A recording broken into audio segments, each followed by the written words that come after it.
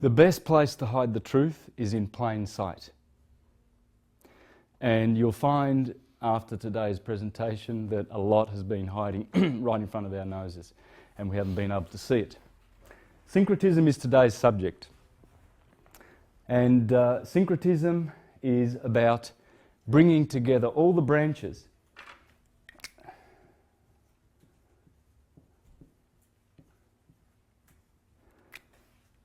of knowledge that we have as a collective consciousness and showing the unity in all of those schools of knowledge, philosophies, sciences, religions, etc. Syncretism has been tried many times on this planet. At the moment it's suppressed. And the reason I'm presenting this material today is so that we can see the unity of all things, and perhaps this information can help us to give peace a try and to give unity a try, because we know what division's all about, and we've pretty much experienced that for a long time in recent history. Syncretism unites, that's what it does. And syncretism does not exclude any of the sciences. Today's all about science. I'm just a researcher. That's all I purport to be. Nothing more than that. I use lots of books.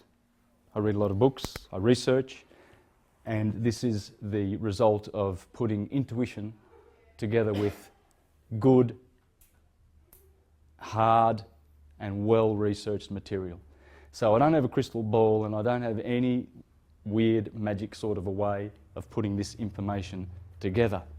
So I want you to know that, because I'm going to be resorting to a lot of these fine books, and in the process of dealing with this subject I am appealing to all people, whether you are a Jew or a Muslim or a Christian or a Hindu, black or white.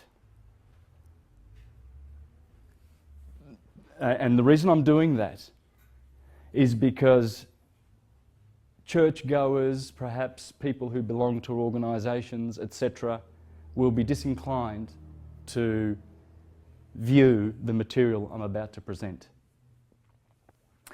And I'm appealing to those people because you might really want to get to the end of this presentation for the vital and crucial information that I am presenting today, and perhaps not turning this presentation off if you're watching it as a video, because I have sourced quite a deal of wonderful truths that need to be revealed at this particular time in history. And syncretism is the way to do that. What does syncretism do? Well, if you go to Wikipedia, just if you want to do a superficial search, it says it is the combining of different beliefs, often while melding practices of various schools of thought.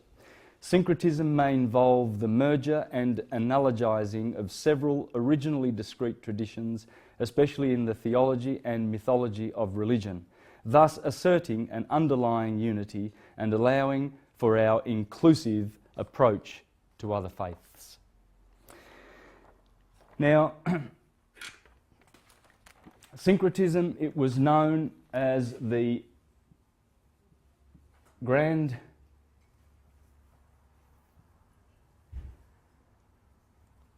and I've spelt that wrongly, haven't I? The Grand Arcanum.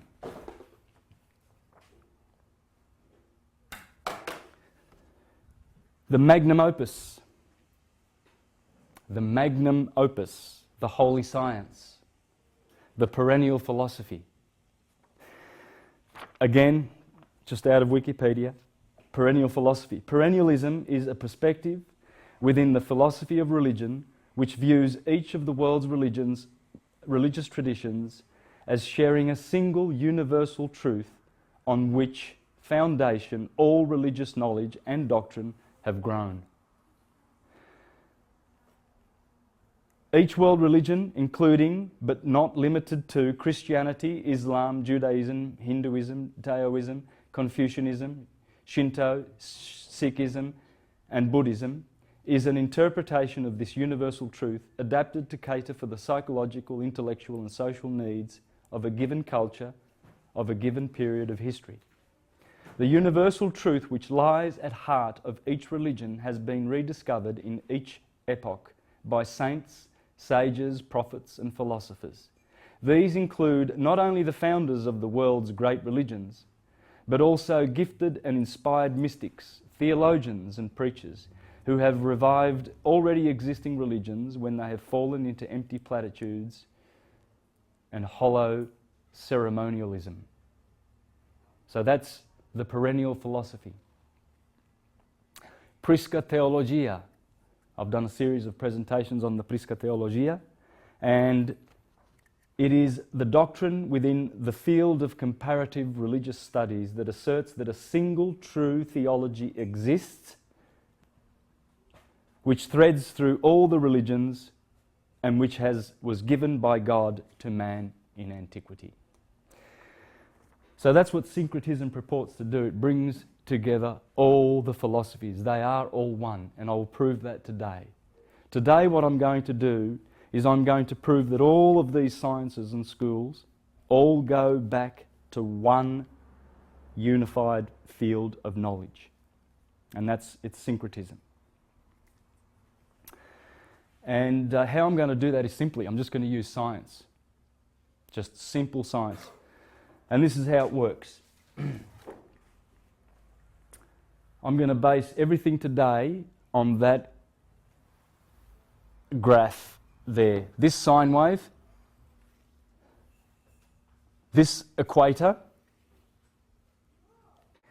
Now this is a very old map, by the way. You'll find this if you do some digging around. And you'll notice that you'll have the western and the eastern hemispheres, or west and east, whichever way, and you've got north and south. And there's the equator dividing the two hemispheres. So pay attention to that. And you've also got this sine wave, you see? This is what we're going to base everything we're doing on today. Now, what they've placed in here is the glyphs of the constellations that are behind the sun as the sun travels to the Tropic of Cancer, and then it goes down through Libra, and it goes down to the Tropic of Capricorn, and then it comes up to Aries where it started again. These are just star constellations that are behind the sun in these 30-degree increments of this ecliptic. Okay, so there are 360 degrees along this line. Today, our story is going to be based on that line. Everything. Every single thing that we do is going to be based on this line. And it might be handy to look at it like this, from up to down. Now, they've placed the glyph of Aries here, so when the sun on the 21st of March comes up above the equator on the 21st of March, it will be in the sign of Aries for 30 degrees. That's the ram. Pay attention to that word, the ram. Then the next 30 degrees are ruled by Taurus. Okay, that's the bull, the ram and the bull. We're going to spend a lot of time in the first 60 degrees of this graph. And then they have the glyph for Gemini, and then here they have the glyph for Cancer. As the sun comes up on the 21st of June and it reaches that point, it's the longest day of the year. Now that's from the Northern Hemisphere perspective, of course, because we're here in Australia and that's the shortest day of the year. Okay? Now I have presented the reasons why this science is only to be taken from the Northern Hemisphere perspective. In other presentations, I will not do it today. But the science comes from the north, okay? And it has to do with the North Pole, as you will see as we get going into this presentation. So it's all Northern Hemisphere oriented, okay? So we're going to spend a lot of time here in these first degrees of the sun climbing up to reach the Tropic of Cancer, to bring summer and vegetation to the people living in the Northern Hemisphere. Then the sun declines, commences to decline, and then here it hits another equal day. There are 2 equal days, 21st of March, 23rd of September. Now we've just had the celebration here. The Jews celebrated Yom Kippur, Rosh Hashanah, and they celebrated the ancient celebration called Sukkoth, is it? I think it's Sukkoth, the Festival of Tabernacles, the Festival of Booths, a 7-day festival. So they have their new year here, you see. Whereas in the ancient calendars, they always started at March the 21st. In fact, England up until 1751 resisted the Roman Gregorian calendar and started the year 3 days after the 21st of March, the 25th of March, Ladies' Day. And that was the start of the year in England until they succumbed to the Roman Gregorian calendar, which starts its year on January the 1st. So there's this traditional start in many, many cultures, and this is also Rosh Hashanah. Rosh means head, the head of the year, and it starts in their month Tishri. Here is Nisan, here is Tishri, and that corresponds to Libra. Okay? I'm just filling in a few of the details here because I'm going to fill all of this in after I get off this map. Okay? Now, and this is the autumn fall. This is the fall of the sun down to the Tropic of Capricorn. And of course, on the 21st of December, the solstice there, that's where the shortest day of the year occurs. Winter, freezing cold. So you see, what you're getting here is summer and winter. Hot and cold. But this is also a daily cycle because the Earth is rotating. So you've got 6 a.m., 12 midday, 6 p.m., 12 midnight. It's very important that you understand this. That's how the science works. And it always begins at 6 a.m. The day starts at 6 a.m. On the 21st of March, that's when the sun rises. Exactly on the east at 6 a.m. on the 20th of March. After the 22nd of March, it will rise, will increase a few seconds. And depending where you are in latitude, living in latitude, when the summer reaches the Tropic of Cancer, if you're living in the Northern Hemisphere anywhere, say in Norway, way up here, you can have 23-hour days. So depending where the sun is. But if you're living on the equator, you're always going to have 12-hour days and 12-hour nights. People who live in Ecuador, for instance, here, 12-hour days and 12-hour nights. So the sun is always rising dead east, and it's always going straight above them. Okay? So, but here we are in Australia, down here in the Southern Hemisphere, of course. There it is. And of course, we're about 35, 37 degrees latitude, so we see the ecliptic. When the sun comes up in the east, we see it come up like that on an angle. It's about 45 degrees, right? And so do the constellations of the sky at night, the zodiac. And this describes the zodiac belt. So what we're going to do now is we're going to go and do this on a bigger scale, on the whiteboard, and fill in all the dots. And once I've done that, I promise you that we will discover the true theology, the perennial philosophy, and we will see the unity of all the religions. All of them. There is not one that is not invited. They're all invited to the unity of syncretism. Every single one of them. So, again, let me emphasize that this is a yearly cycle of the sun, as the Earth does a 365 and a quarter day orbit, anti-clockwise orbit And as it rotates every 24 hours, this graph also describes that 24-hour action. Now, what we need to do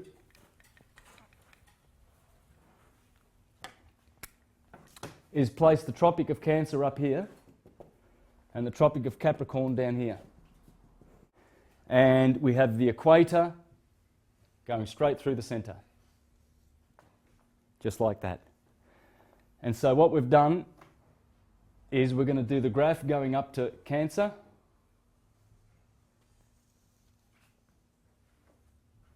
and there it is going down to the Tropic of Capricorn.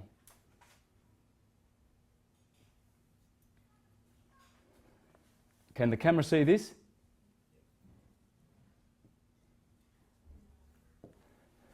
There you go. And that's the sine wave which we base all of our information on. Now, we've already discussed that here will be 6 a.m. and the 21st of March.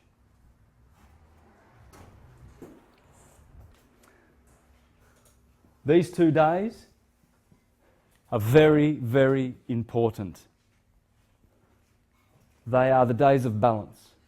They are the days when the sun splits the day between 12 hours of day and 12 hours of daylight and darkness, right down the middle. It only happens on this day here, 21st of March and the 23rd of September. That's it, those 2 days. These days here, this is the longest day. That's June the 21st. So as the sun grows, there's 90 degrees to reach the Tropic of Cancer. And every day is equivalent to a degree. So for 30 days, the sun will be, for instance, travelling along the ecliptic from the 21st of March to the 21st of April. 30 degrees, 30 days. And as it does this, you can witness the increasing heat of the spring. And then when it hits the Tropic of Cancer, that cycle must stop its growth. It hits the solstice on the 21st of June. On the 25th, which in the religious calendar corresponds with the birthday of St. John the Baptist, which is opposite the 25th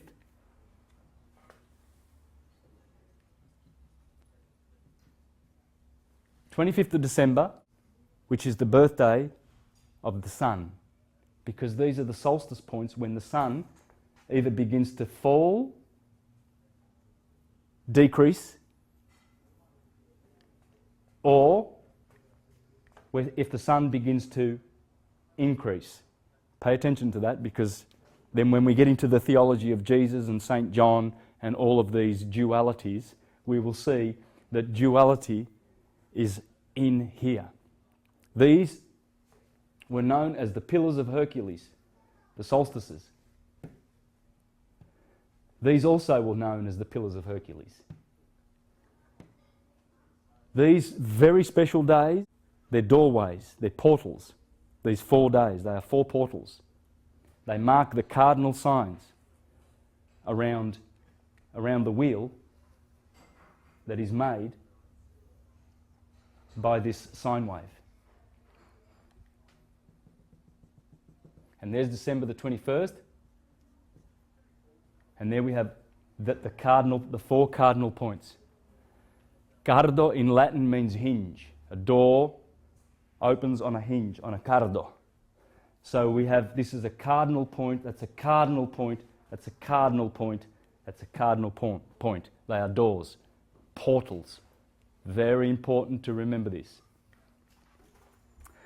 Whereas the other signs, for instance, here you'll have a fixed sign and here you'll have a mutable sign in this science, but these are cardinal.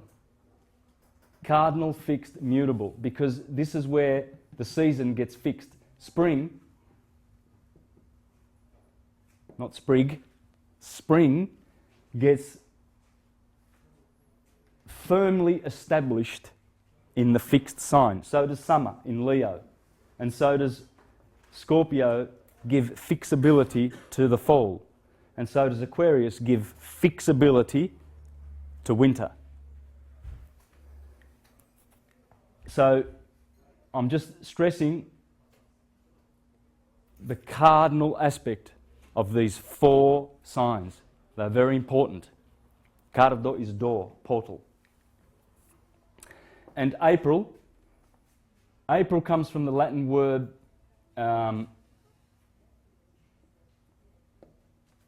aprire, to open.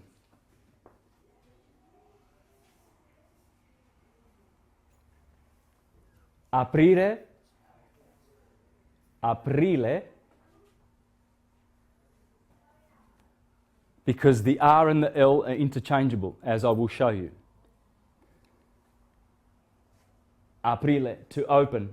So, cardo, cardinal points, to open.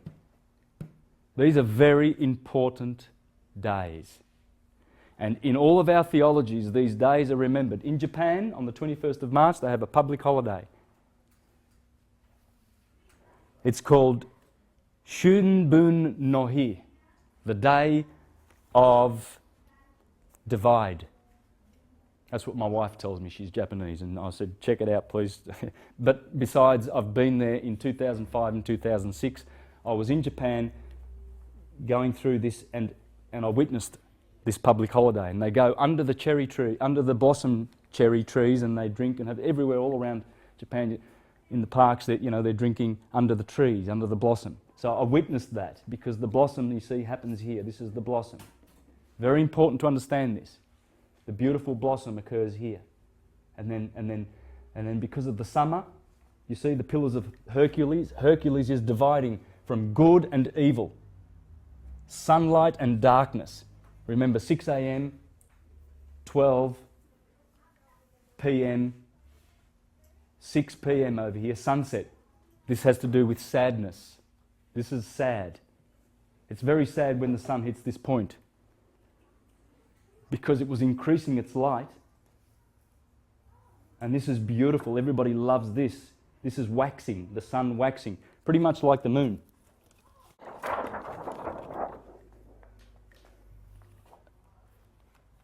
If we place the quarter moon, and we have the full moon up here, and the new moon down here, we see the climbing moon to Aries. Or you can look at it this way, because the climbing moon really is supposed to be the moon with its horns pointing to the right. You see, when the moon's horns are pointing to the right, it's waxing. It's all good. But when the moon's horns are pointing to the left, it's waning. And the same thing happens with the sun. When the sun is climbing, it starts on the 25th of December, the sun climbing. And all of this, in fact, over here they have Lent. Lent, because the days are lengthening in Pisces. And they come to here. And so this climbing is beautiful. But when it falls, that's not so good. And this is a very sad day. And so is this a very sad day. This is good. And this is positive, hope. Hope of climbing. This is positive, because the sun is exalting here. It has achieved, it has ascended from the darkness. You see here the Lord of darkness, the night and the winter, has control over the sun. Here the winter days, they're long and cold and awful, and life is lost in the winter. But when this happens, there's great rejoicing, and all of the religious festivals happen here. Everything happens here. If it's not happening here, it's happening here in Libra. Tishri of the Jews. Rosh Hashanah, Yom Kippur, etc. So you see, we see this war.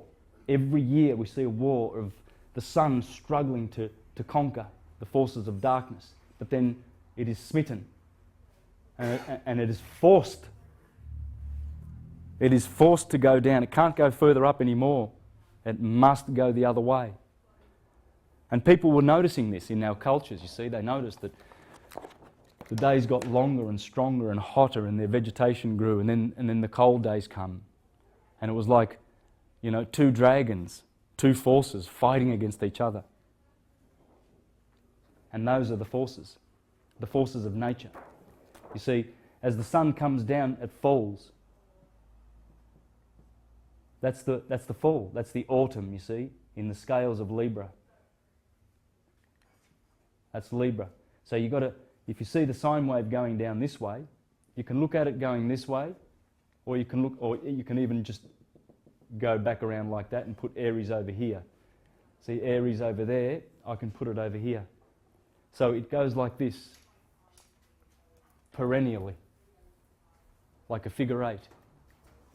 It doesn't matter which way you do this, but this way is the Egyptian way, as you will see. This is the only way to do it if you want syncretism. It won't work this way because it wasn't set up this way. Although it could have been. It matters not. It matters not which way you go. In fact, I'm going to stick with a... So we see that these days, this was looked forward to, and this was the opposite, the shortest day of the year, cold. People were not very happy here. And if you didn't have a good harvest, and you didn't harvest in September, if you didn't get a good harvest, you might even starve to death if you don't have anything in your pantry when the snow's covering your house. So there was dread with this moment. So what you see, guys, is you see that this half is better than this half. This is the good, and this is the evil. This is the hot, cold, positive, negative, electric, magnetic, left brain, right brain. In fact, what I'm going to show today, that these two trees, these were called trees. What I'm going to show today is this, that these are the dawn and the evening. Every single duality that you've ever come across in your life are here. Every one of them, bar none. The two trees in the Garden of Eden, the tree of life, the tree of the knowledge of good and evil. Adam and Eve, Alpha and Omega, Cain, Abel, Mars, Venus, Boaz, Jachin, New Testament, Old Testament, Samson, Delilah, Jesus, Satan, odd and even, heads and tails, Christ and Jesus. And I'm going to prove that scientifically. It won't be a question of debate or a question of argument, or it won't be left to doubt. It will be proven, because this is how the science works. So what we have here is good for this quadrant. That's good because the sun's waxing, and so you've got your summer, you've got your good portion up here, and also this half is also good. And this is not so good, and this is not so good. Bad, bad, good, good. But of course, we must look at this not just as these two halves, we must look at it as these two halves. And here we've got a waxing sun, a sun that is growing and growing and growing, and then it stops. And then it spends the next 6 months falling and falling and falling and falling, and then it stops. And this side is good, and this half is not so good. This half. So what we have here is we have positive, we notice positive, this becomes negative, this becomes neutral, and this becomes transitory. And we'll explain that later. But what you do notice, first of all, is that good is over here. This is very, very good. Positive because of the action of the sun. So this is the active principle of the sun is positive because the sun is actively growing. And by position, passively, actively and by position, passively, it is also on the good side. It's on both good sides, right? It's on the up and it's on that side. Here we have a active is negative over here for the sun, because the action of the sun, this is a negative action. This is not a good action. So that's negative. Passively, it's still up above the equator. So it gets a plus. Here we have active and passive. Here we have active and passive. Action of the sun is good. It's climbing, waxing, all good. But it's below the equator. Negative. And that is what I'm going to base all of my, whatever comes after this will be based on this principle here of all of the good happening here, some of the good over here with a negative aspect to it, all of the bad happening here. This is bad, like really bad. Here there's some redemption. And this is how the ancients saw nature, God, if you like. That's how they saw God. They saw God was good.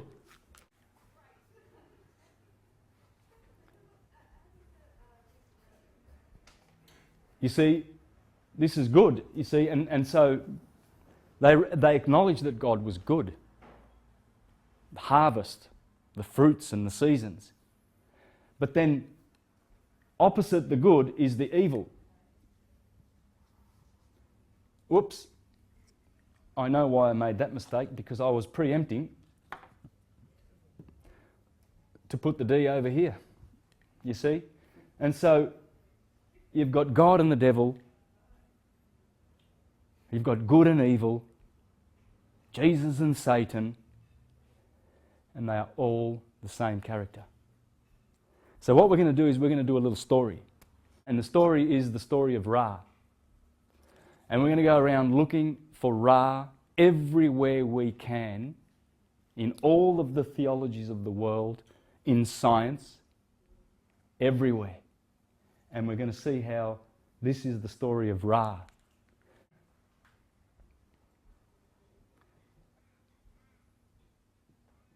In Hebrew, Ra is Resh, is the head. Ra is Resh, and remember I said Rosh Hashanah happens here. Rosh is also head, the head of the year. So when you see that, you're talking about the head, the start, it's the beginning. And the head comes from the English word heaved.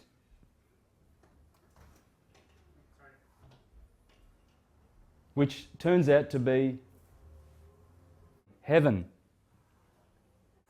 So the letter R has a certain vibration. I've already mentioned how it's interchangeable with the L, but its vibration has to do with the head, the beginning of things, you see. And usually you'll find that Ra turns up like that in our theologies, in the middle of words like Israel, Abraham, Torah, Ramadan.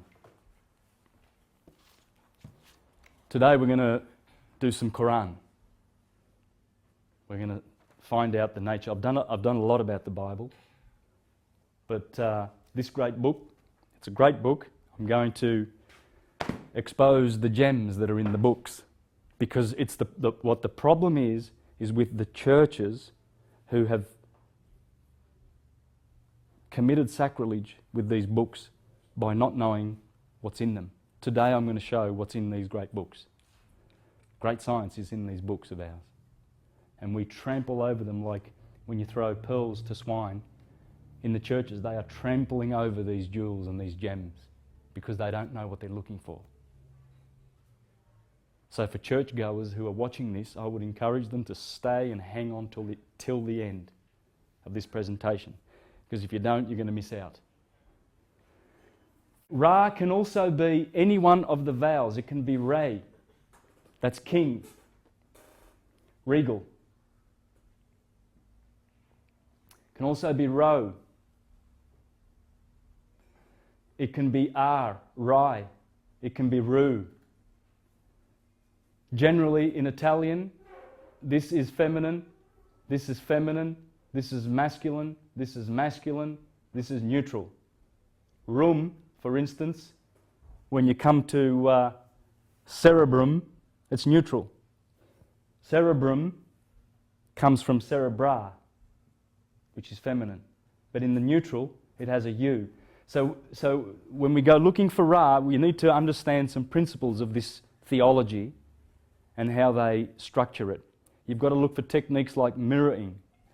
For instance, Ram becomes Ma, backwards. You see? Ra,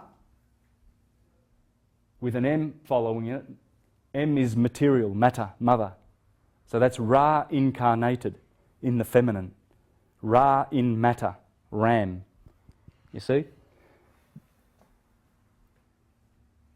So you've got to look for this technique. Mirroring happens quite a bit. We're going to find this in our studies today. We're also going to find that the vowels can sometimes sit in and mean the same thing. But they can have gender and they can have, they can be objective and subjective. It's like when you decline your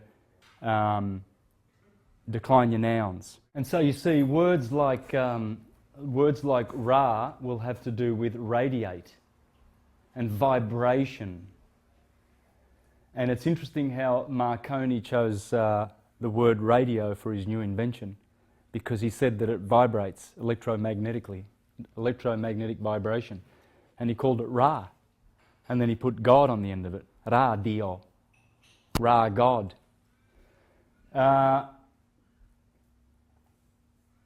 Radius. So Ra turns up in all of our sciences, turns up in modern words, and it turns up, it can be a re, it can be ray, it can be Roy, Royal, it can be Reginald, Raymond. So we've got Reginald, Reynold, Ronald. As I said, it can be Ronald, and you'll see it as Re, as in Christ, and Ru, as in Horus. Okay, I'm just preparing you for what's to come. So you need to understand about this mirroring, and also how words are sometimes to be read, just straight backwards, or Ra can be sometimes R, like that, backwards. All right, this is what we're going to be looking for. Without further ado. Now you will find, folks, that the ancients knew exactly what they were doing with everything they did. They placed everything in the right place.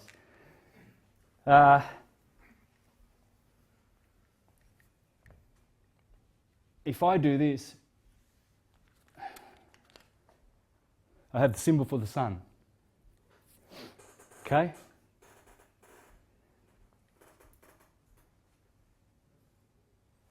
If I put the equator back there, and I put the cardinal point of the solstices there, I have the symbol for the earth. If I do this, I have the favourite of the Egyptian animals, the scarab.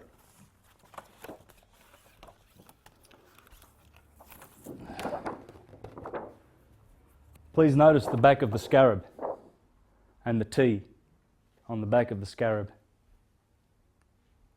And notice how it resembles the cranium. And notice sometimes that the scarab will have the Aries, the sign of Aries, stylized sign of Aries on the back, or the T, a cross.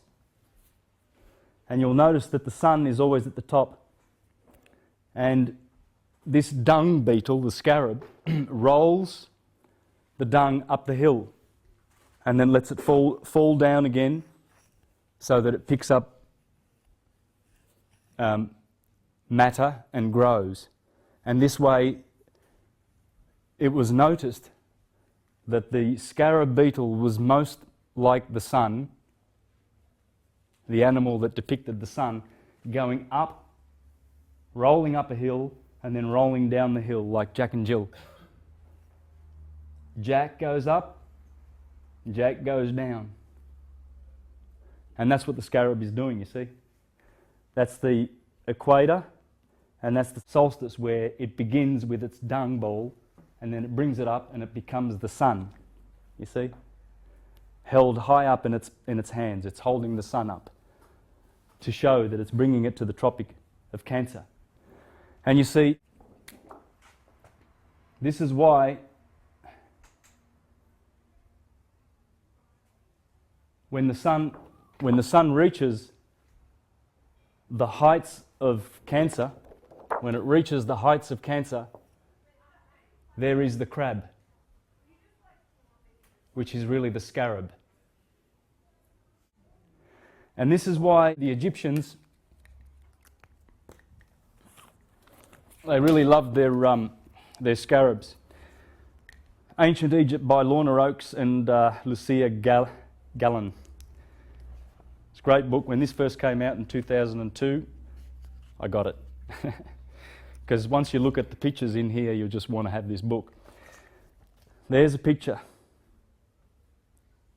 of the veneration that they had for the scarab, because they knew their science, and they knew this, the science of the scarab, the animal that most depicts the sun climbing and waning, reaching the top of the mountain and then falling. And so you see, they had the scarab everywhere in Egypt, well decorated. Here's the cat cutting off the head of the serpent. That's the day cutting off the night. These are the symbols that they used for this, you see. This will be, the cat will be here, and the serpent starts here in Libra, the dragon. This is the dragon, and the serpent in Scorpio. So this is, the darkness begins here, and then the cat is always chopping off the head. That's what the scarab's doing. It's doing the same thing.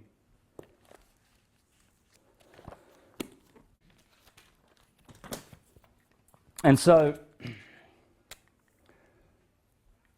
the sun will be in this sign for 30 degrees, in the sign of the crab, scarab.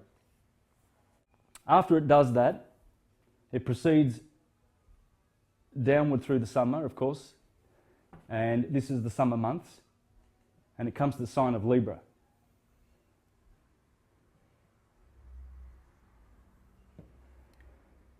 And so we've got Cancer there, Leo here,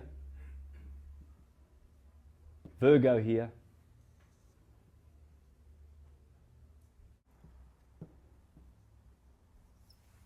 Saggy. So what we've got here is, you see, we've got the crab depicting the summer solstice, and here it falls and declines, and it comes to Libra. And all of a sudden, remember both of the negatives are here. All of a sudden, things get really, really troublesome in this area here, judgment. In fact, this is what's called Judgment Day, and Yom Kippur has to do with that, on the 23rd of September. And a lot of negative stuff here happens, which I will go into eventually as we get through this. But just bear that in mind. Here we have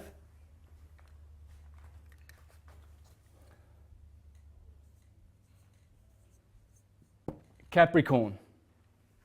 And here we have the ram, the cardinal points. What we're going to do is just focus on those. Those 4 doors. Remember? The 4 portals. And we're going to see if we can't find Ra.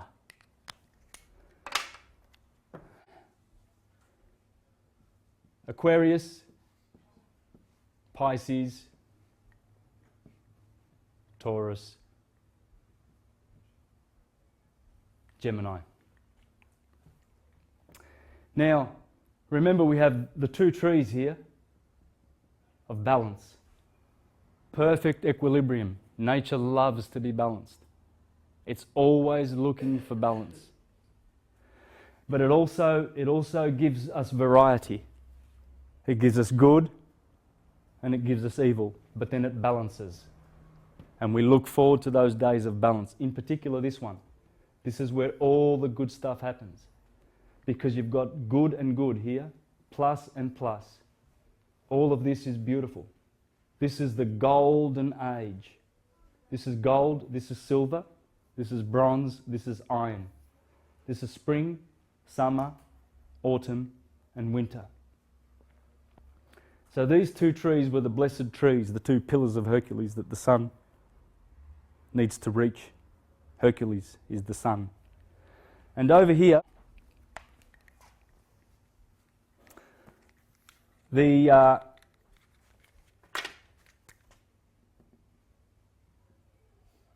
ram, you see, the sign of Aries is like this.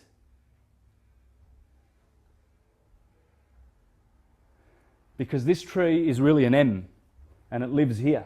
You see, when you do this, you put an M in the middle, and you give it the name the ram. I'm going to have to do this in black. How's the camera picking that up? Ram and Ma. So we've got Ram and Ma. Ma is for March. That's the month of March, April. March goes up to, that's the 21st of March. You go 10 degrees, you come to April. April starts here. And you've got 20 days of April in Aries. Okay, that's the overlap. Okay? Mars, it's also for Mars. Because Mars is the ruler of Aries. In fact, the sign here is Mars. He's the ruler of the ram. It's also for Mary. Ram and Mary. Mary, Mars, March. And in fact, Virgo, the glyph for Virgo is an MY for Mary. Because the ram, Mars, Mary, rules all of this. And the opposer of Mars, which is Venus, Venus rules all of this, and she exalts in Pisces. She starts here, she exalts here. Mars, Ram, Mary, finishes here with the top rulership. And as I said, Mars is Adam, Eve is Venus. Mars is a red planet, always associated with the colour red, and Adam means red. Venus is Eve. How do I know that? Because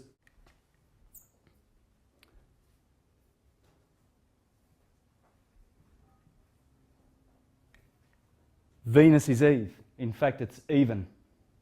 It's telling you about even. You see, Venus rules here and she rules here. She has 2 signs. Mars rules here and Mars rules here. That's their rulerships in this science. This most ancient science, which comes from everywhere.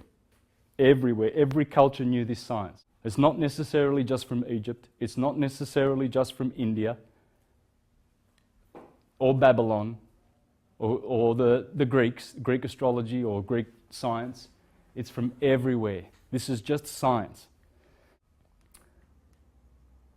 And even, she rules the... So you've got 1, 2, 3, 4, 5, 6, 7 Libra.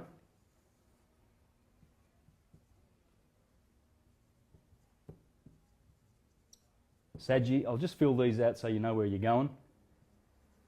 Capricorn, Aquarius, Pisces. You see, so we're going around this way, or we're just going down around here. Okay, so we can look at it as a thing in time, you know, or we can just see it as a static sort of a visual so that we can build out our knowledge on this. 7 is also even. It's the sine wave or the serpent, the S at even. And as we get Venus, the rulership, bringing balance, even. And Adam, the red ram, is Aries. So you've got Adam and Eve in the Garden of Eden. That's how it works. Then you've got crab over here.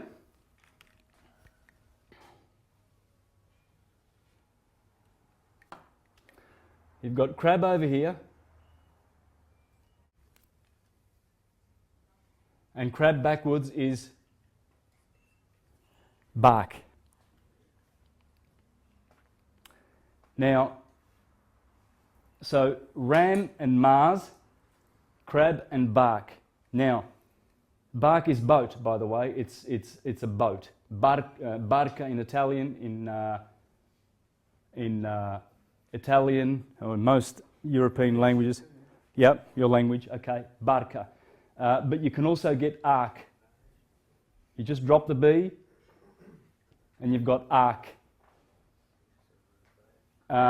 which is also ark, as in the Ark of the Covenant. And covenant means coming together. See, this is the coming together. This is the coming together. The ecliptic and the equator. The ecliptic and the equator. These are two lines coming together. The sun crosses the equator. It's a crossing. It's a covenant. These are the two covenants. I've done this in other presentations. The Jews, they had the two covenants. The covenant of works. You do work here and you harvest. And then the covenant of grace, you rest. Covenant of works, covenant of grace. And that's what the ark is. This is the Ark of the Covenant. Now, ram, this will be the opposite of that. So we need to look here, what's here, and we will see the mirror image of this. Libra. Libra is an anagram for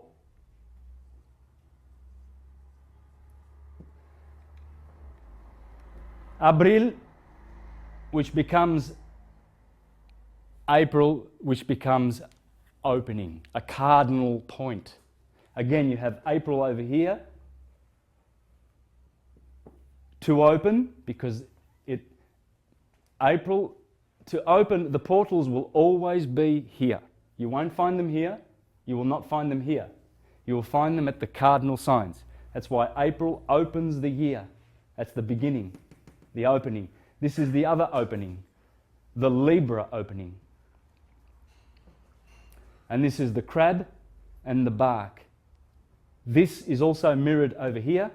Cabri, in Latin, remember, ri is cabra. And in Spanish, it's cabra, cabron. That's an anagram of crab. So the backward anagram of this is the same word as that, bark with an extra A. Bark, because here also there is a bark or an ark. This ark, there are two arks. What I'm going to show is this is the Ark of Noah. Aquarius is Noah. This is the Ark of Noah. And this is the Ark of the Covenant of Moses.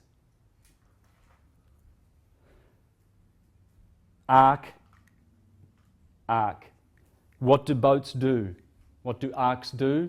They go into portals, ports, which are portals. And in particular, these ones are the great portals. And they also contain the word April. April is here, April is here, April is also here. Scarab, if you get the word scarab, you have the anagram for Abra. Scarab, Abra. Abra is the same as April, which means open. Remember abracadabra? Open sesame? It's about opening. Opening, opening, opening. Cabra is also Abra. And if you're looking for Ra, Ra, Ra, Ra, and Ra. And if you're looking for Abraham,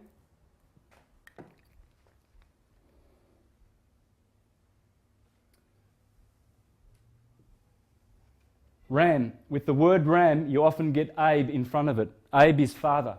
You see, remember Resh? Resh, this important word here, Resh is the middle of the word, Abram. When Ra incarnates into matter, this is the feminine side. Abba means father. That's why Abraham means the father Ra and the mother. Just like Israel, Isis, Ra and El. And Isis, many books are devoted to Isis, including this one, the Holy Bible. In fact, the first book is called Genesis, the genealogy of Isis, the genesis of Isis.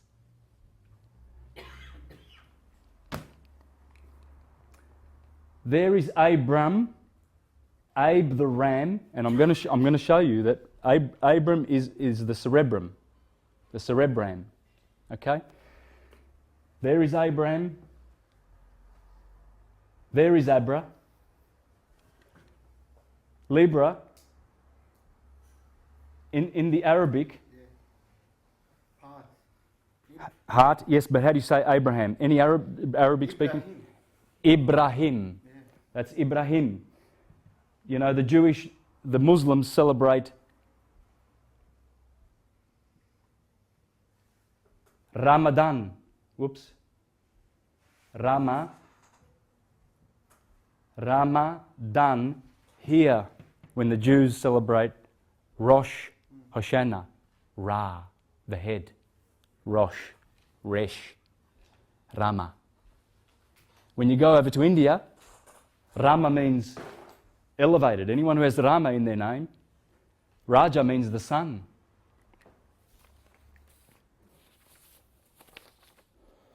Let's have a look at some of those holy names. Raja in Indian, monarch, princely ruler. Rani, Rani, the sun, princely ruler, female for queen. Rishi is a seer. Ravi means the sun.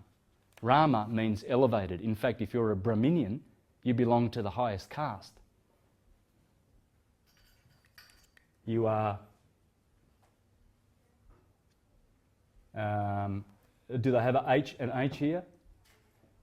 Brahman, the ram. You see, because this is the religion of Abraham. Abram means to open, Abra. Open, open, open, open. And the sun is opening the portals. These are the portals that are being opened up to us. These are the opportunities during the year for us to take advantage of these holy days. And they did take advantage of the holy days. The Jews would celebrate the Passover of the Lamb of God on Nisan 14 in Aries.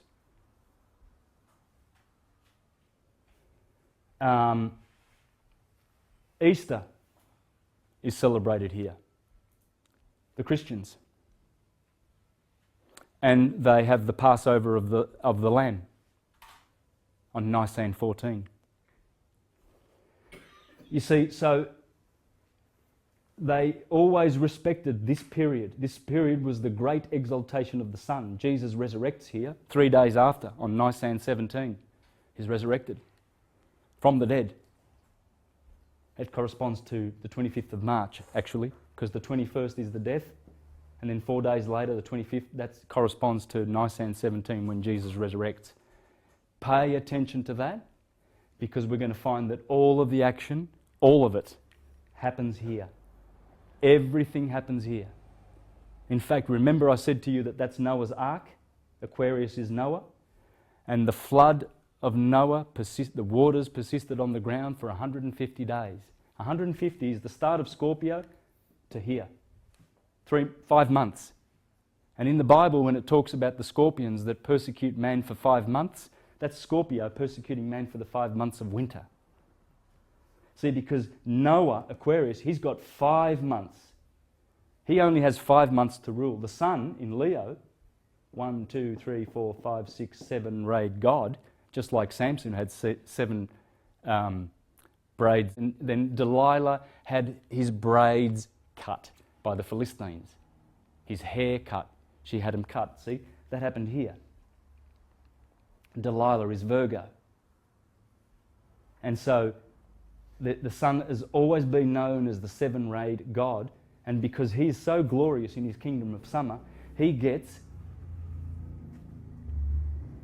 7 months.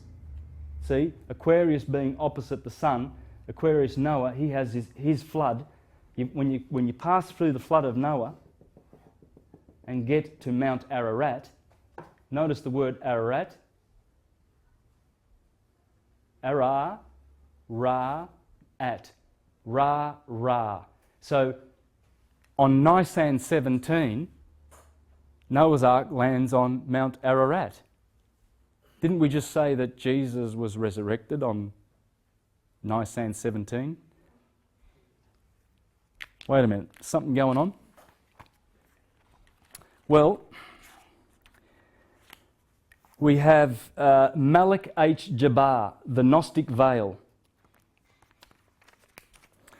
Genesis 7:24 says, "And the waters prevailed upon earth 150 days."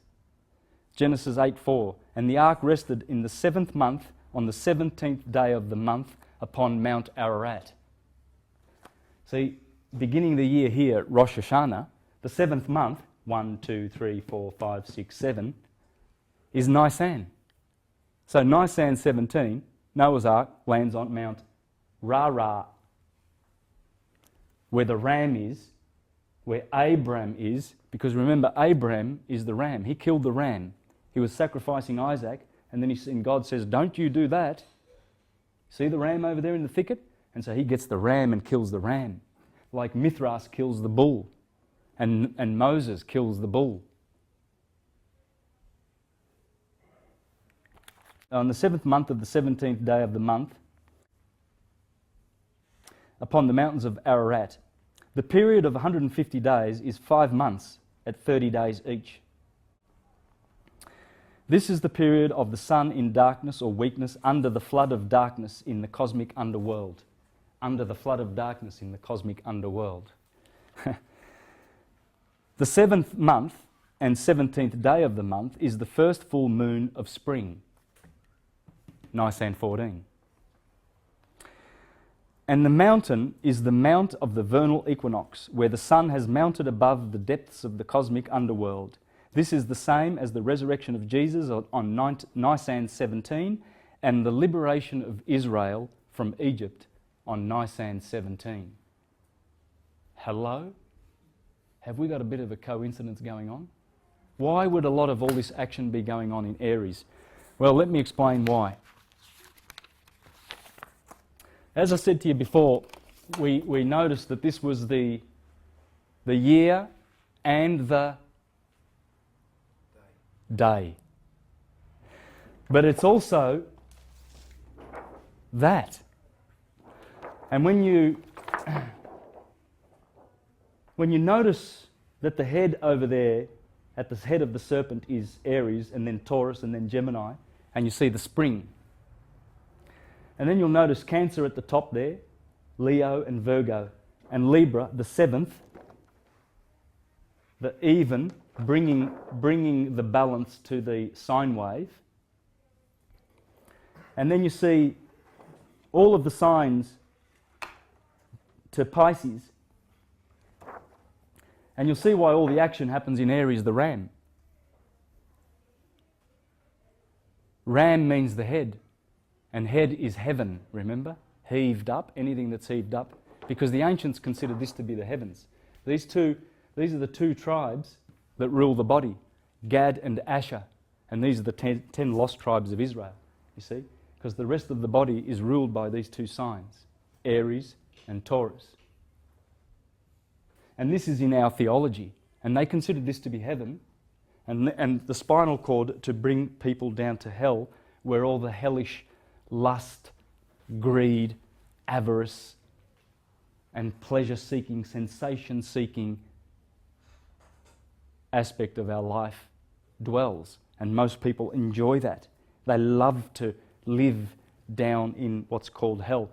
This is, the heart is the earth, the middle plane, you see? But you have to climb up to heaven to save the intellect, you see? So this is why all of this exaltation of the sun and all of this glorious stuff happens in Aries, the ram. And as you see in this chart here, we've depicted this, and you see the cerebrum and the cerebellum. The cerebellum corresponding to Taurus, the cerebrum corresponding to Aries. And these are the two 30-degree portions which dictate to the rest of the body. You see, through the nervous system, the brain is able to send all of its signals electrically to the rest of the body, and they obey what comes from Ra, the ram, Abraham, who is the same as Moses, who is the same as Jesus. Abraham is the ram. Moses, I've got a picture here of Moses the ram. I'll grab that in a minute. And that's the cerebellum there, and there is Abram right there. And Jesus, what is he? The Lamb of God. There's Michelangelo's Moses with a couple of horns on his head. Whoops. I think he knows. You see, Moses was associated with red things, the Red Sea, turning the Nile into red water, so the fish died. There's a lot of ruddiness going on with Moses, because it's Mars. Mars is Moses. And Moses, remember we said Ram Mars, that's maritime. Mary is marine, water. And Moses means water. And in Japan, when you go to Japan and ask for a glass of water, you say, "Can I have some mizu?" And when you go to Syria, they call Moses Mezu. Mare. Yeah, Mare is singular for Maria. Maria, Mare is one. Maria is many, many waters. She is the waters of spirit, you see. And so that's why Mizu, water, has to do with Marses. And Jesus, of course, is also the fisherman of men. There's a lot of water. There's many elements in the stories. There's earth, fire, air, and water. I wonder why that would be. Let's just do a quick detour, shall we? These are the elements that the ancients always use in their scriptures. There's always earth, water, air, and fire. And these are the Platonic solids, the 4 rivers of the Garden of Eden. All right? Commonly known as the Platonic solids. Let's put this over here so I can... And you've got, they correspond to the Platonic solids, you see. Here you have tetrahedron. Here you have octahedron for air. Here you have icosahedron for water and a hexahedron for earth. You see? And there's always fire associated in the scriptures, mystical. This is spiritual. This is emotional. See? Emotions, thinking and mental. Air is thinking and mental. Fire is intuitional and spirit. Water is emotion. Now scientists know, see, these are the four Platonic solids. These are the only shapes that will fit perfectly into a sphere and touch at all the tips.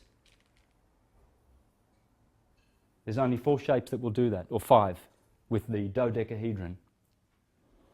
And scientists know that atoms will only obey these shapes as they produce all the forms that you see in existence. Everything. For we are but a river of atoms. All you can see here is just movement. It's all motion. And the motion of atoms goes through the 4 rivers. The 4 rivers of the Garden of Eden. And they are solid, liquid and gas. And plasma. Photon, light, plasma. And so this illusion of material and of earth, it's just an illusion because it's all movement. And so the ancients understood that. This is in our scriptures, as I will show you. You will see how all of this is in our scriptures. And you'll see all the... notice the dodecahedron, that's 12 sides. It has 12 sides. Well, that's the dodecahedron, the 12. Because when you look down this wheel, you must remember that this is not static. You don't start over here. You don't start over here at Aries and go all around back to Aries, motionless. You go like this, like that. Circular polarization. So what you're actually seeing is this. It's a helix. It's a helix. It's not a spiral. This is not a spiral, 2-dimensional. It's a helix. It's 3-dimensional. It's got breadth. You see, so it's going like this in time. So you start here at Aries, and you go around like this. And that's what you're looking down a tunnel here. And what the ancients gave us is the dodecahedron is the master of all of this. Everything is in 12s. Everything in the universe happens in 12s. When a photon shoots off, it does this. 1, 2, 3, 4, 5, 6, 7, 8, 9, 10, 11, 12, and then just starts again in spirals, in torus fields. And it does the number 12 everywhere it goes. Everything does 12. And I'll explain that as we go. That's why 12 and 7 are in all of our holy books. Holy. We'll see what that means in a minute. And so, so there's the dodecahedron. Here is the tetrahedron at Aries. Here is the hexahedron at Taurus. Earth, red for fire, brown for earth. Here you have green for air. This is the air sign. And here's water. So you see the 4 rivers going, and they repeat. Fire, earth, air, water. Fire, earth, air, water. And see the cardinal? Remember we said these were cardinal door opening points. Abracadabra. And we'll see what abracadabra means in a minute. It's not scary stuff. There's nothing, it's all science. It's the churches that have made it scary. These are all symbols. This is just language. No one invented this. It's no one's intellectual property. It just is. And as I will show you, English is the best language in the world for understanding this science, because the English language comes from the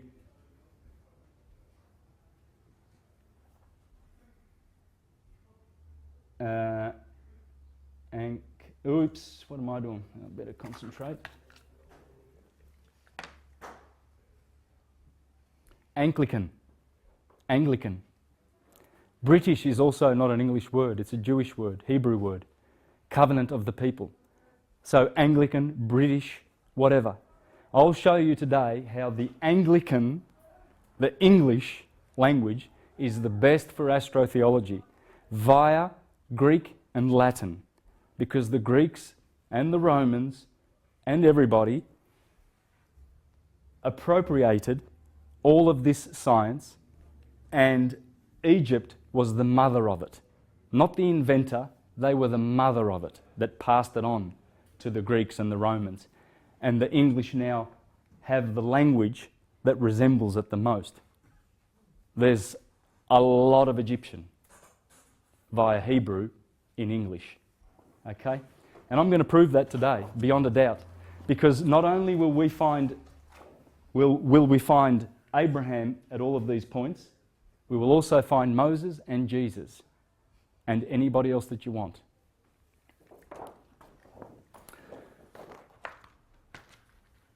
Okay, we'll get back to that in a minute. Remember Nisan 17? We've got Jesus resurrecting. We're going to have a break in about 20 minutes, aren't we? 3 o'clock. Where's George? Yeah? Yeah, is that right? Yep. How's the camera? Good. Okay, so remember Nisan 17? We had Jesus resurrecting, Noah's Ark landing on Mount Ararat, and the children of Israel coming up out of the land of Egypt on Nisan 17. What are the odds of that? Nisan 17 is here in the Ram at Passover, when the sun passes over that day. After the 21st of March, on the first full moon, they celebrate Passover every year. Same thing over here. See, Rosh Hashanah is not a fixed. It's a lunar. It goes by the lunar. So is Easter. Easter goes by the moon. Whereas 25th of December, that's fixed by the sun. Every year, 25th of December, every year is Christmas. But Easter's always changing because you've got to wait for the moon. So when the sun crosses over on the 21st, that's good and fine. But he's waiting for his bride for the marriage of the Lamb. He's not going to go ahead and get married without her. So when she's full in all her glory on Nisan 14, it's the Passover. It's the Passover of the Lamb of God that takes away the sin of the world. The sin of the world is the winter of Noah's flood. Now, if you think those three things, which are the most, they've got to be the biggest events in history. Noah's Ark landing on Mount Ararat on Nisan 17. The children of Israel come up out of Egypt on Nisan 17. The Son of God, Saviour of the world, happens to resurrect on Nisan 17. What's going on? Well, I dug around on the internet and I found one of these Bible websites promoting how fabulous God is by engineering history and making all of those three events plus 5 more happen on Nisan 17. These are the 8 things that happen on Nisan 17 yearly. Noah's Ark, I've already said that. Jesus resurrects, I've already said that. Hebrews are saved out of Egypt. Here's another thing. The walls of Jericho fall on Nisan 17. Queen Esther saves the Hebrews. Purim, you know, all that Purim stuff. Oh, the Jews are saved. Mordecai saved the Jews and Esther and everything. You know, she pretended not to be a Jew, and then she revealed on the last day after the king had already gave the order to kill all the Jews, and then she saved them on Nisan 14. Hello. I think something's going on here. The cleansing of the temple by Hezekiah. Hezekiah, one of the great kings, after hundreds of years of neglect, he cleans the temple out on Nisan 14. This is the spring clean. That's the temple. This is the temple of Solomon. How do I know? Who was the builder of Solomon's temple? The architect. I think it was Hiram, which means high-born, which is the same as Brahman. You see, the forecasts of the east are the forecasts in the west, which are Hebrew at the top. Bru, Ebra, Ibra, Ibra, Hebrew at the top, the Ram. Then below that is the Jew, below that is the Israelite.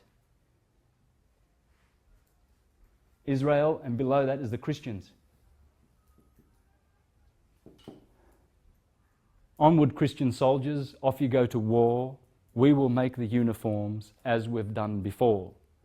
That's these guys here who are supposed to be the rulers and supposed to be looking after all of these, who are, and the ones above them, there's another caste above these, the teleos. You see, the Apostle Paul was a Hebrew and a Jew. He had two. See, the top caste always acknowledges the caste below it. These are the captives of Israel. The called and the chosen. That's how it works. There's captives, there's called, and there's chosen. If you want to...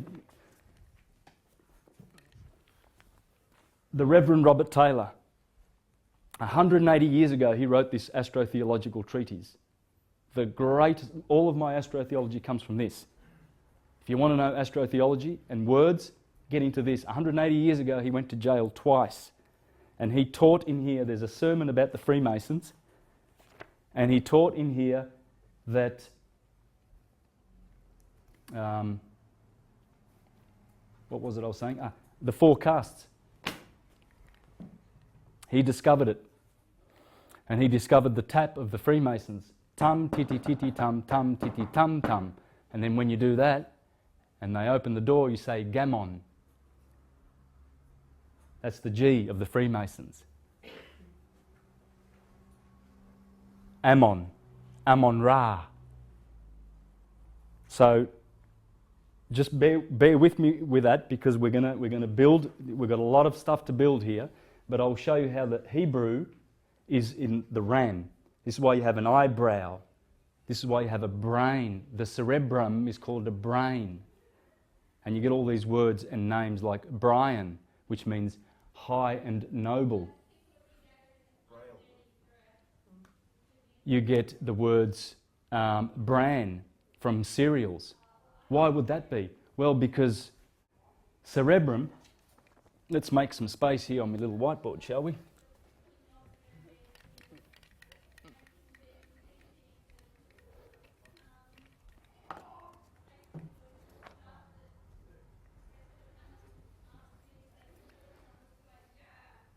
Ceres is what you get cereals from. And bran, brain, bran, ceres, cerebrum. Cerebrum that's the bran. Remember, Sarah, Abram. Sarah, right side, Abram, left side. The cerebrum, the Sarah, Abram. Ceres, on the 15th of April in Rome, they had a celebration called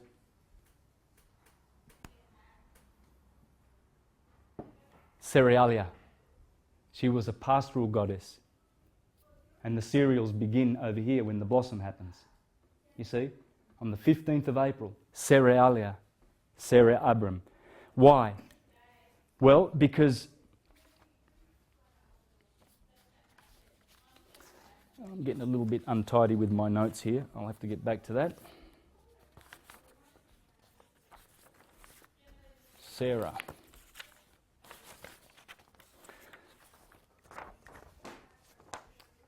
The cerebrum produces a wax,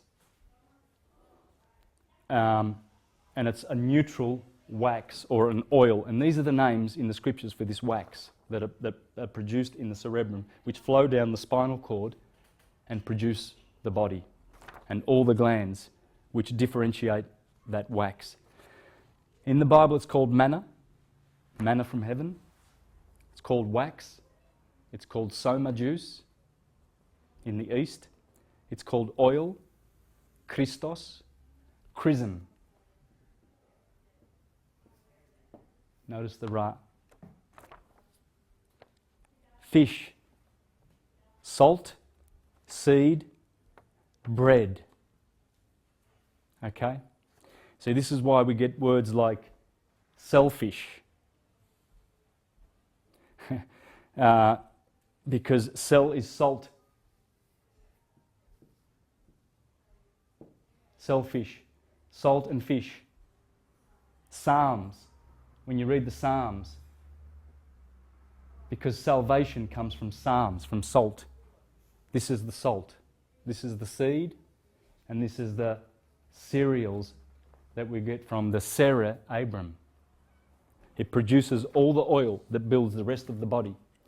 And we'll go into that in a minute. In fact, I should just spend some time here for a minute.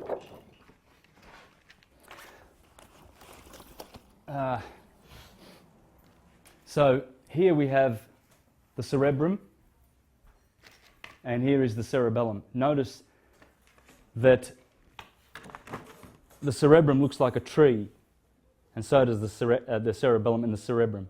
These are the two trees in the Garden of Eden. We shall see that. As that oil, that chrism, flows down the spine, it gets differentiated at the pituitary gland and the pineal gland, and they become a positive and a negative fluid as they descend down the Ida and the Pingala nerves. And they go down to the sacrum here. This is the sacrum, where this plexus is. And this is to do with generation and the generative faculties in the human. Creation happens here, creation happens here. Aries rules here in Scorpio. There it is, Scorpio, Aries, and Aries rules here. It's very important to understand this as we tie all the dots together, because Aries is Moses, remember that? It's also Hermes. When you understand this science, you'll understand that all the characters are interchangeable, because in the end, the story is about you. It's you. When you read about Abraham, you're reading about you. When you read about Jesus, you're reading about you. Ra is you, because you are the ray. You are a ray of light.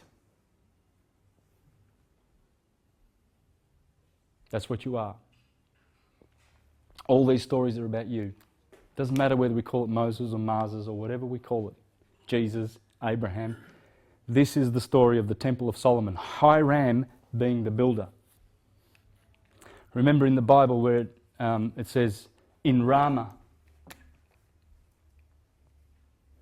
I heard weeping, because Rachel was weeping for her children, for they are no more. The children are the beautiful seeds, the seed of cerealia, of the cerebrum, which goes down here and does not return back up there.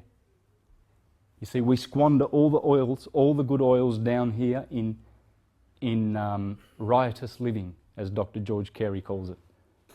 Overeating, over-drinking, overdoing it really, because there's so many temptations and tantalisations out there. We've got to have our bit. We've got to keep up with the Joneses. Shit, they've got 4 SUVs now. We've only got, a 5-year-old one. Doesn't look good.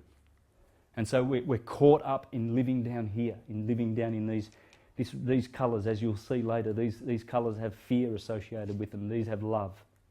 These beautiful colours of blue here, and especially the indigo and the violet chakras going up. But as we ascend that oil, we ascend within. The chrism, the Christ, in Greek, Christ is oil. If we raise the Christ back to the cerebrum, to the high place of God, this is Mount Zion, where you return everything back to Mount Zion.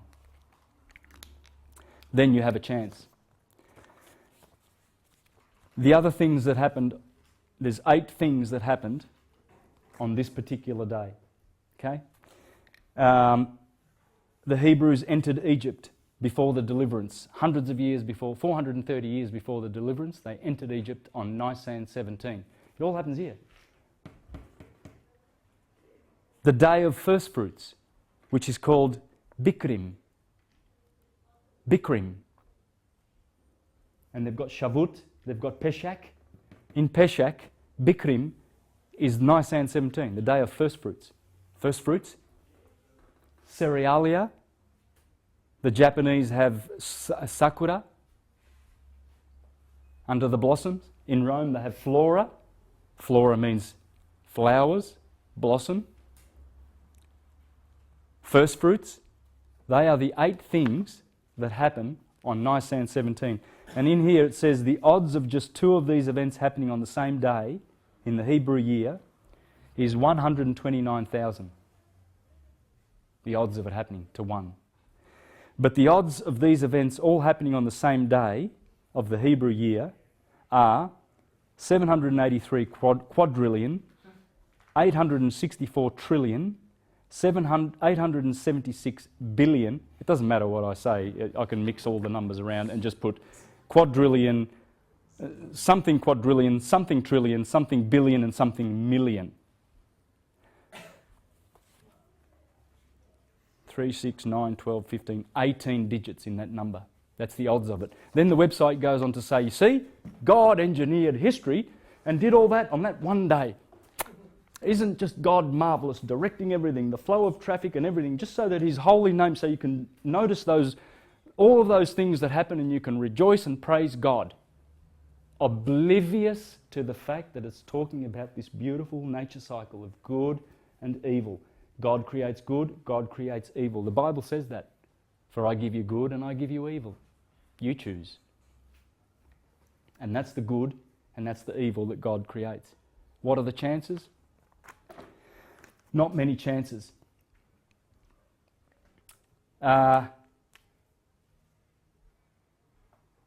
Names. Let's have a look at some names. We showed brain. We've got the Brian. Whoops. Anagram of that. It's in our names. It's in Robert. It's in the patriarchs' names. Let's have a look at some of the patriarchs, shall we?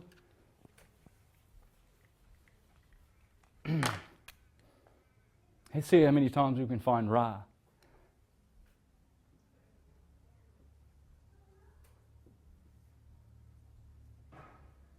Ra. Sarah. Isis. Well, that's an interesting version. Rebecca.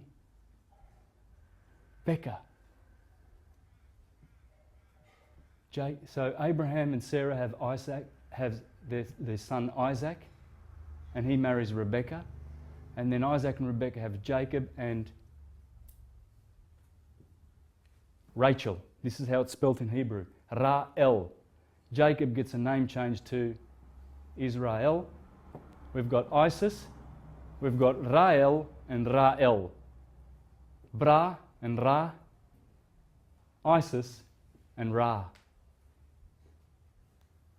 That's a whole lot of Ra, I think. And in India, Brahma has Saraswati.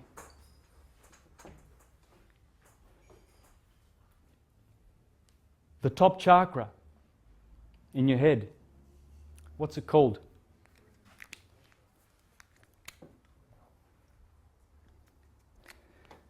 I'm using black today because it's the one that the camera will pick up. I'm sorry, I was going to try and get it multicoloured, but I didn't sort of get new textures to be able to do that.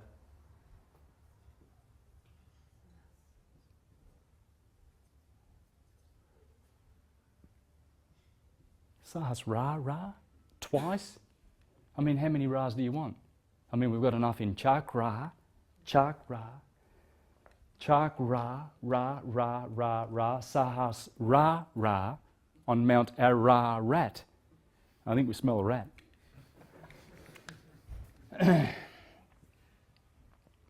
And this is the nature. After the break, we're going to have a break in 5 minutes. We've seen Abraham, the ram, the crab.